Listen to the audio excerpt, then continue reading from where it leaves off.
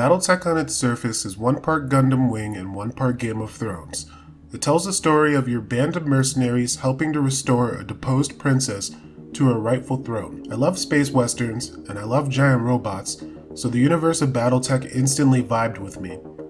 Battletech is developed by Harebrained Schemes, the same studio responsible for the triumphant return to the Shadowrun universe, so I figured I'd give Battletech a shot.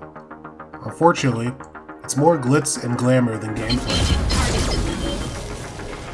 After being wowed by the title screen, then realizing it wasn't the actual game, and then watching the actual intro cinematic, I spent the first hour fumbling blindly through the tutorial mission and then reading 45 minutes of descriptions in the mech bay.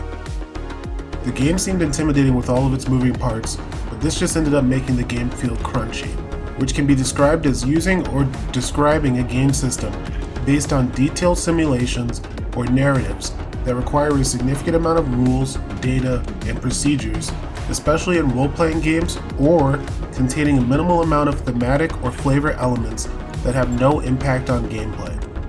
In the case of Battletech, it was both. The combat never required any significant deviation in approach. I maxed tactics, because you know, and combining this with the gut stats made my pilots hit harder and shoot more weapons at a melee range.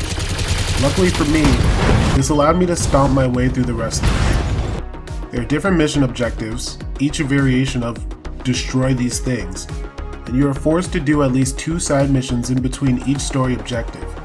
Since the combat is as straightforward as bash 2 robots into each other, and the progression is the bigger robot wins, something any 5-year-old can understand, being forced into extra contracts to complete the story made it feel like a chore.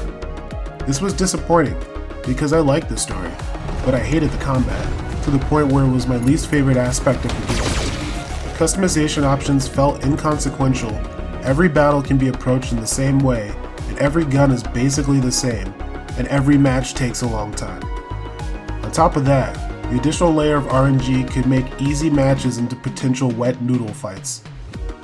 Watching my mercenaries create criminal enterprises or throwing garden parties were the most memorable moments of play. Despite its wargame origins, and the fact that the transition should have been easy, the lack of meaningful customization or tactical depth makes Battletech unfun to actually play. Battletech is a C-tier game. It was not a regrettable time, but it's also not a satisfying mecha combat experience.